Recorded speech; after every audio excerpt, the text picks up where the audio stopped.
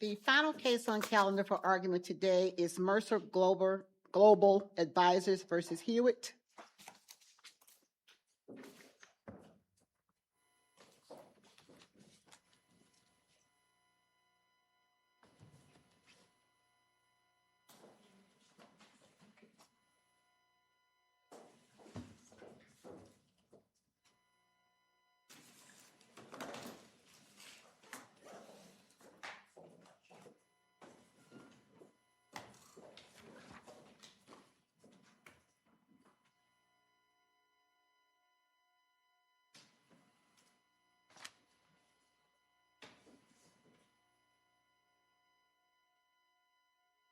Counsel for appellant, please approach and proceed. Good morning, and thank you, Judge Rawlinson. May it please the court, William Donovan on behalf of Mercer Global Advisors. I'd like to reserve 3 minutes for rebuttal if I can. In our view, this case, despite the rather complex briefing, is actually quite simple. Number one, the misconduct by defendants in this case clearly created an issue of fact on liability. Number two, actual findings by the district court necessitated a trial, gave Mercer the right to a trial. And number three, as I'll get to in quite a bit of detail, the district court applied the wrong standards in granting summary judgment against Mercer. Boiled down to its essence, judgment should be reversed based on actual findings the district court made in its ruling. First, the district court properly held that it was undisputed that defendants had saved data on at least 150 Mercer clients, and not just name and address, but tax information relating to those accounts. Undisputed, Statement of Facts 64. It's in the order twice at page 7 and 21. Was that the data that was saved on the cell phones? It was saved on cell phones, yes, Judge Rawlinson. But weren't those phones issued for their use in the business? The information was supposed to be used solely to advance Mercer's interests. It's undisputed, and that was my next point, so it's a good segue. Before we go there, but Sure. It was not improper per se for them to have that information on their phones. It was not expected that they would have the information, that level of detail on their phones, tax information, those kinds of details. But what's undisputed is that it was not deleted when they left Mercer, and that is a clear violation of California law, and it's a clear violation of the defendant's agreement with Mercer. And, Your Honor, addressing that specific point, that was Plaintiff's Statement of Facts 66 and 67, also at the order at page 7.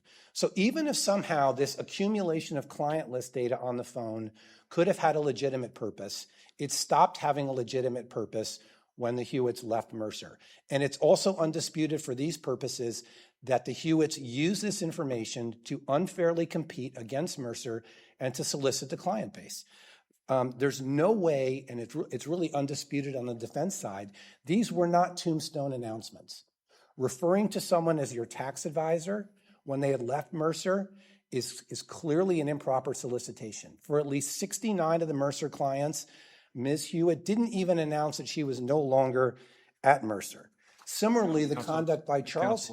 If I might ask you, my understanding is that really another argument is being made. Let's take Cutsa, for example, that there must be proof of causation and damages. Would you address that? Because that doesn't seem to be dependent on the facts that you're talking about. Sure. Let me get to that right now. It's axiomatic that if a plaintiff wants to recover damages, they have to prove the right to damages. We concede that, that's obvious, right? The case that's clearly closest on point, the applied medical decision, goes in a lot of detail in an analogous situation as to why, because you can get attorney's fees and you can get an injunction as separate and viable relief, you don't necessarily have to show causation or damages to survive a summary judgment motion. That, Judge Fitzwater, is a critical point and maybe the most critical point. So there's this lobbying back and forth in the briefs as to what the cases say. In our view, if you thoroughly read the cases, they say the same thing. They say the same thing. And applied medical is recent, it's comprehensive, it cites the practice guide, which is on point, obviously. If a plaintiff has a right to get attorney's fees or an injunction, and as the evidence was overwhelming in this case that the Hewitts, for purposes of summary judgment, had engaged in wrongdoing, Mercer was entitled to a trial. The Saragossa case is one of the two California state court cases we cited, also for the proposition that causation is really not an issue that should be addressed on summary judgment. And there's even more. This is, I've got my list of things that the district court said, so I'm going to go down to also further address your question, Judge Fitzwater. This is what the district court held at page 27 of his order. I'm directly quoting. On this evidence, a rational jury could find that some of defendants' communications went beyond announcing a change of employment or a competing business and were instead active solicitation, which defendants acknowledge would be a violation of CUTSA. The other shocking fact in this case, because I was not counsel below, is defendants' statement of undisputed fact 126, theirs, not Mercer's, in which they said, and I directly quote, some of MGA's clients became clients of Hewitt Advisors by responding to Ashley and Charles's announcement. That's an admission of causation to the extent Mercer needed to show that for purposes of summary judgment. They admit the solicitations worked. They admitted that the solicitations brought clients over. So returning to my list of things that the district court found, all you have to do is look at what the district court found and the admissions that the other side made, and we can avoid some of these thickets as to what the elements really have to be. It's obvious in our view that it was clear error by the district court. Mercer was entitled to a trial. If we reverse on CUTSA, would that also lead to reversal on breach of contract? Yes. And would you explain why? Sure. The district court erred in saying that the claims were duplicative. We cited the plain language of the statute, which says it's not duplicative. California Civil Code, section 3426.7B1. This title does not affect, enumerated item number 1, contractual remedies, whether or not based on misappropriation of trade secrets. So the applied medical case got it right. The Angelica textile case got it right. The statutory language is obvious. There's different proof. There's different elements. The statute of limitations may be different. The court properly held that at least with respect to paragraphs 2E and 2F of the restrictive covenant agreement, there was no violation of B&P Code 16600. So the contract claim clearly survives. The CUTSA claim clearly survives. The duty of loyalty claim clearly survives at a minimum. So, counsel, was the breach of contract claim based on the restrictive covenant agreements? It was based, at least in large part, Judge Wilkinson, yes, on the violation. Rawlinson. Sorry, I apologize, Your Honor. That yes, it was largely based on that conduct, and there was a dispute of fact as to whether the engaged in conduct violated the contractual terms. Our view is clearly it did. Were those agreements enforceable under California law? The district court found that they were enforceable under. Asking you, Yes. as a matter of law, they were enforceable 2E under California law? Yes, Your Honor. It's our position that sections 2E and 2F at a minimum, which are anti-solicitation provisions, are fully enforceable under California law.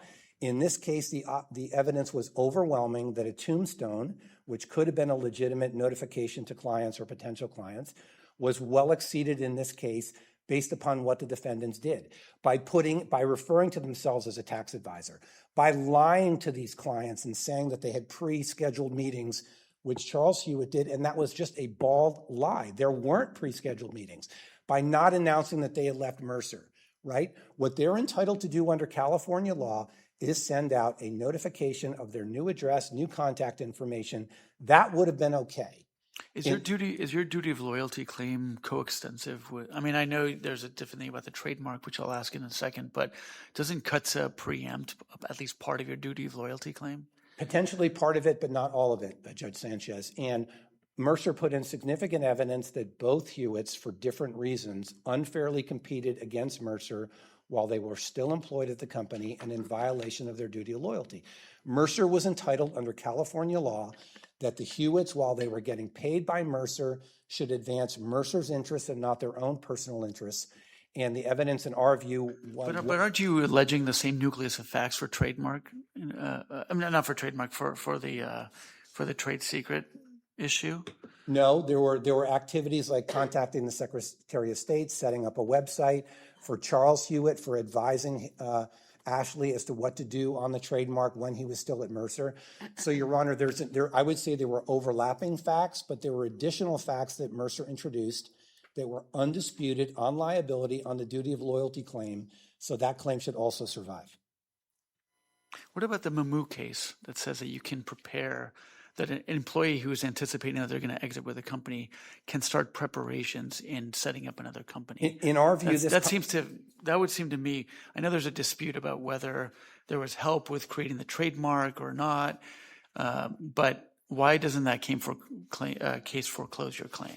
we think this case is much closer to Western Air Charter, Your Honor, in terms of the extensive activities that were done while these folks were still employed at Mercer, that it's a couple, right, who are coordinating with themselves, which raises more significant issues.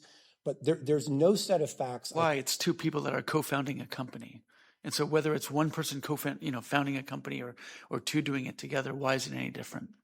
Well, because he was encouraging her when he was still a Mercer employee, which is an unusual set of facts. I'm not saying them being related is dispositive, to be clear. I think I'm agreeing with you. Okay. But basically, the reality is both of them took steps, unlawful steps, while they were at Mercer to unfairly compete against Mercer. Mercer's not afraid of fair competition. But what happened in this case was unfair competition. And the district court found it for purposes of summary judgment that the conduct that had been engaged in was improper, that Mercer had raised a triable issue of fact as to whether or not there was protectable trade secrets. And I didn't get to all the items on my list, but essentially on liability, the district court agreed with Mercer on every single issue that Mercer needed to get to a trial. And all I am asking on their behalf is they get their right to a trial, because the evidence showed that there was at least a disputed fact, if not undisputed items, which in our view prove the liability case, to give Mercer the right to recover attorney's fees, to get an injunction, and it's probably time for me to move to the damages issue, right? In our view, there are multiple reasons and multiple ways in which Mercer could have proved damages at the trial, even if their expert was not allowed to testify. On that point, would you explain your position on what happens if we reverse, let's say, as to cuts and breach of contract, but we affirm on the exclusion of the expert? Can you still survive summary judgment without that expert testimony? Absolutely. And let me give you a cite, because it was one of the examples where the district court even said it. It came up, Judge Fitzwater, in the discussion on the Daubert motion. So it's 2 ER 126 and 127. So one of the things that Mercer's counsel at the trial court said is, we can call the clients who came over live and get them to admit that they came over as a result of the unlawful solicitation. The district court indicated that would be proper. All we would have to do is also put in front of the jury mathematical calculations. So for at least 69 of these unlawful solicitations, there was no mention that Ashley had left Mercer. We could add up just fact testimony. We could add up the number of fees that the Hewitts recovered from those 69 clients. We could calculate with simple math the lost profits or lost fees that Mercer lost as a result of those clients. So there's the 69 number, the 150 number, the 804 number. There are very many ways in which, on factual testimony, irrespective of what the experts said, Mercer could easily put credible, rational, overwhelmingly impressive data to a jury and get the jury to decide that, yes, damages also accrue to Mercer. So in our view, the district court stepped well beyond the bounds of what he should have in terms of disagreeing with the 30B6 witness who Mercer offered, who had relevant testimony. We do think the expert should not have been excluded.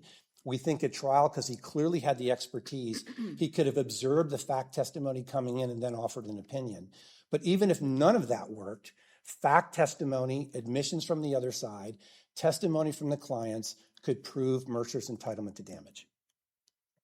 All right, thank you, counsel. You want to save your remaining time? Yes, thank you very much, Your Honor. All right.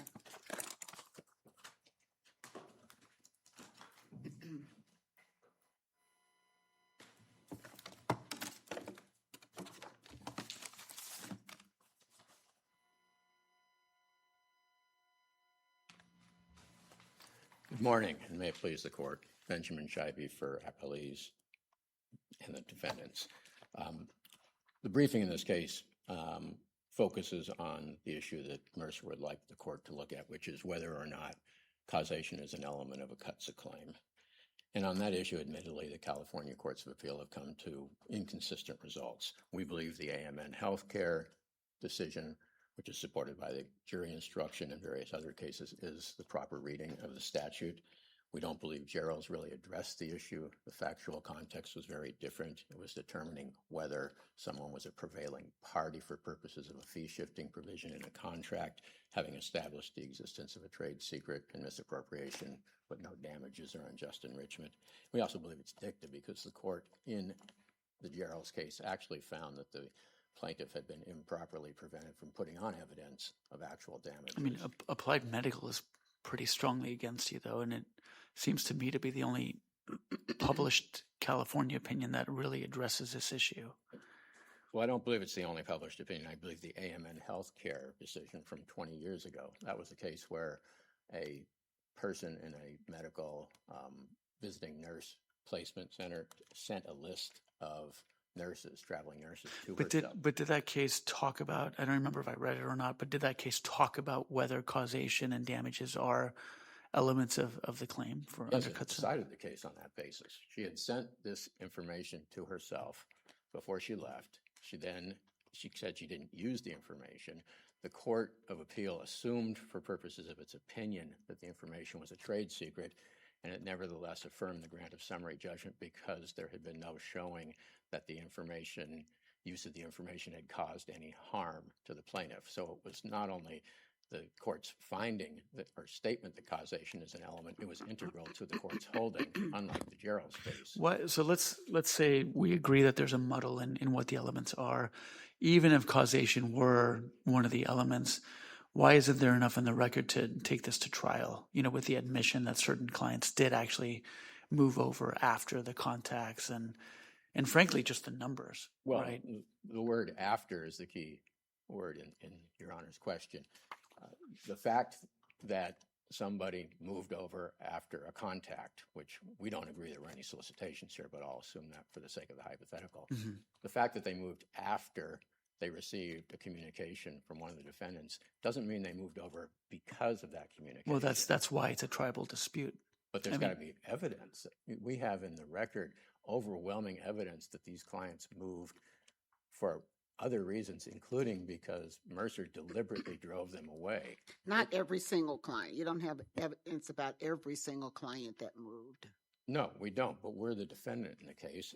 I know, but if there's a material issue of fact, if you don't have evidence about every single one. Well, under the Nissan Fire case, we meet our burden of proof by establishing either that the plaintiff has no evidence to support an essential element of its cause of action, or by presenting evidence ourselves that negate that element. And we did both. And as the district court clearly found in its order, Mercer did not present, and in fact, deliberately adopted a strategy of not attempting to present evidence that any specific client left because of any conduct, whether it was lawful in terms of an announcement, tombstone. But you're almost asking us to sort of think of the evidence in the light most favorable to the moving party as opposed to the non-moving party.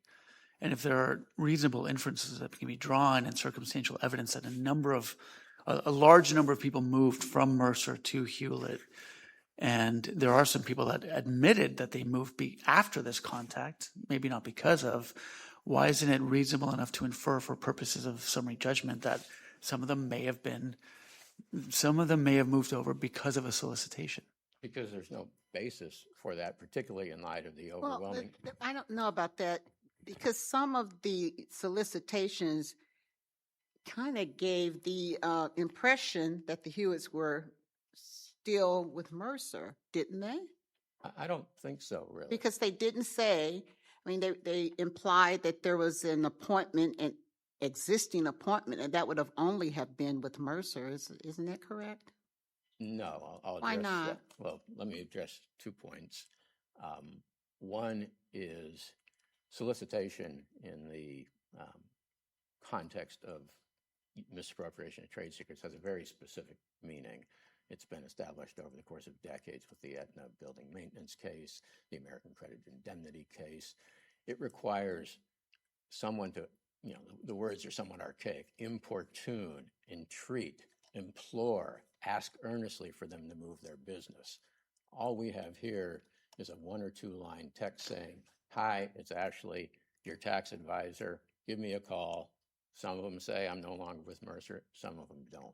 Well, the ones that didn't say no longer with Mercer, you don't think those were solicitations? No, there's nothing in there asking them to move their business, and the evidence was undisputed that anybody who called or responded to those was told immediately that Ashley was no longer with Mercer. She didn't want to be affiliated with Mercer. So I don't believe any of those qualify as solicitations. They don't meet the definition where the courts give those terms their normal dictionary meaning. She wasn't asking them to switch their business. She wasn't imploring them. She wasn't entreating them. Well, she was asking them to come to her, To call her. to call her, Yes.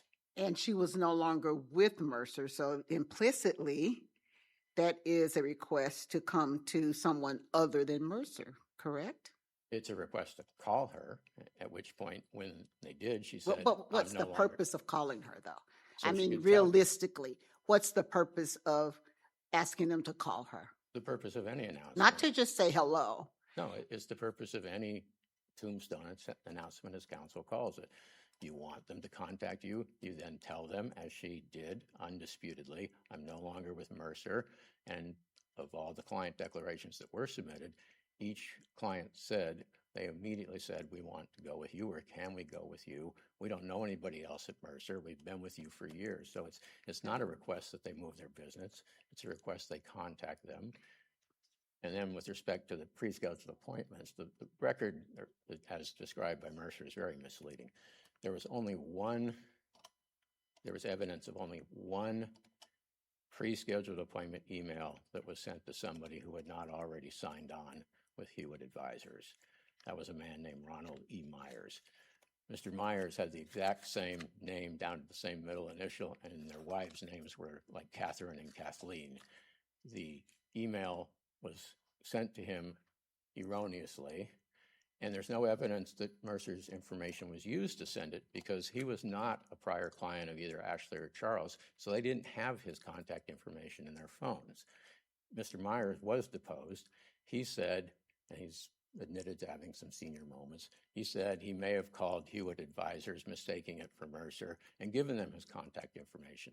So there's no evidence, first, that his information was used by the Hewitts. Second, he admitted he may have called the Hewitts. Third, he didn't switch to Hewitt anyway. Once the confusion was resolved, then he stayed with Mercer. So there was no other evidence of any similar emails being sent to Mercer, any Mercer client, and certainly not any Mercer client that had not already contacted the Hewitts.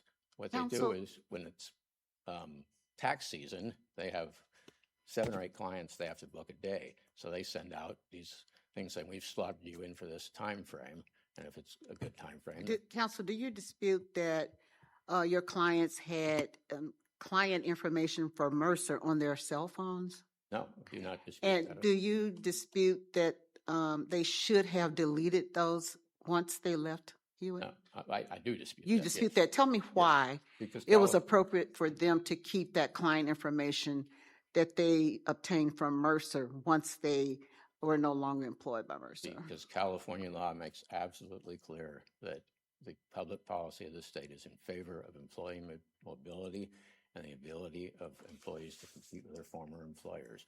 The Arthur Anderson, Edwards versus Arthur Anderson, Reeves versus Hanlon, they all say, and California may be unique in this regard, you can actually use trade secrets to announce your change of employment to the employer's customers. And I don't think a contract that requires them to return that information or delete it is enforceable under Business and Professions Code 16600. Retirement Group versus Galante makes clear that the prohibition in Section 16600 is not simply on agreements that prevent you from competing. It's anything that restricts your ability to compete, and requiring you to return information that you are allowed to use under California law is a violation of 16600. I think the line of cases that I've cited make that clear. Now, could they have gone in and stolen a list that they didn't use during their normal business responsibilities for Mercer? No. But the information that was lawfully in their possession, I don't believe California law allows the employer to prevent them in any way, shape, or form from using that to do what the law permits, which is to announce a change of Counsel, employment. can you address the breach of contract issue and if the district court erred by dismissing it as being duplicative? Well, again, we don't agree with that characterization. If you read the district court's order, it focused on the unenforceability of the confidentiality covenant because the prefatory language to the covenant, which the district court pointed out ran the better part of a half a page, single-spaced in a run-on sentence of 200 and something words, was exceedingly overbroad and prevented them from using information they would lawfully be permitted to use. But then it went on to say that it's enforceable insofar as it would restrict the misuse of the information and for trade secret purposes. The district court went on to, well, first of all, it noted that the language that it found overbroad infected all of the remaining clauses because they were based on the use of confidential information. The district court then discussed the question that's never been answered by the California Supreme Court, which is whether the so-called trade secret exception to 16600 survived the enactment of the Uniform Trade Secrets Act. It sided with the cases that suggest that it hasn't. So are you saying that the district court did not say that the trade secret, that part of the contract was enforceable on? I don't believe it said part of it was enforceable. I believe it said if we assume that the trade secret exception continues and that if some part of it remains enforceable, the only part that would remain enforceable would be coextensive with the remedies and available under the Uniform Trade Secrets Act, and therefore it would be duplicative. But do you agree that that's not the case under California law? That CUTSA contemplates parallel claims, for breach of contract and a CUTSA violation? I do, so long as the contract doesn't violate Business and Professions Code 16600. And if it does, I believe it is completely forbidden, and there is no. But that's not the analysis that the district court is giving. I mean, it's interesting. I appreciate you sharing that perspective, but that's not what the district court was saying. Was that the contract would not, a breach of contract claim would not be viable because, permissible information that someone can use to announce a new venture cannot be enforced. I don't remember reading that in the district court's decision. I think what the district court was saying, if you can find a reading of this contract that doesn't violate the law, it would only be to protect Mercer's trade secrets, and therefore to that extent it would duplicate the remedies available under CUTSA. I don't think the court was finding that you cannot have contract and CUTSA be coextensive at the same time. I don't think it ever made that finding, and I think it's been sort of overstated and with focus on the word duplicative as opposed to the actual finding, which is that this contract is so overbroad in terms of its definition of confidential information. It even went on, as the district court noted, to create an irrebuttable presumption that if Ashley or Charles contacted any client they had previously serviced at Mercer, they could only have done so by having downloaded or copied or taken trade secret information. So I believe the court found that the provision as a whole was unenforceable, and that if there was any ability that it could be enforced, it would not add anything to the inquiry. All right, thank you, counsel. Thank you. Rebuttal. Thank you very much, Judge Rawlinson. I'll be brief. Judge Sanchez, in terms of your questions you just asked my colleague on the other side, you're absolutely right. The district court found on page 22 of his decision that the information at issue could be found by a jury to be a protectable trade secret. It is entirely incorrect, as my colleague was suggesting, that the court somehow found the restrictive covenant agreement unenforceable. For paragraphs 2E and 2F, the district court was absolutely clear, consistent with California law, that the anti-solicitation provisions were enforceable. Judge Rawlinson, in response to your thoughtful questions, the problematic solicitations that went out clearly were intended to take the business, or at least the inference, your word, is absolutely correct. If you're referring to someone as your tax advisor, when they're not, they've left Mercer and many clients weren't told they left Mercer, or a pre-existing appointment that didn't exist, that is unfair competition, it's solicitation. If the Hewitts wanted to play fair and in conjunction with California law, what they could have done is simply sent out a notice indicating that they had moved from Mercer and let the chips fall where they may. Because they didn't, because their conduct was egregious, it was misconduct, it violated California law, and the district court properly found that there were disputed facts, at least, with respect to this conduct. Some of it was undisputed. And Judge Sanchez, as you said, Mercer as the non-moving party was entitled to the inferences. So for all the reasons I've talked about today, your thoughtful questions, and in our briefs, we respectfully ask that the district court decision be reversed. Thank you very much. Thank you. Thank you to both counsel for your helpful arguments. The case just argued is submitted for decision by the court. That completes our calendar for the morning. We are in recess until 9:30 a.m. tomorrow morning.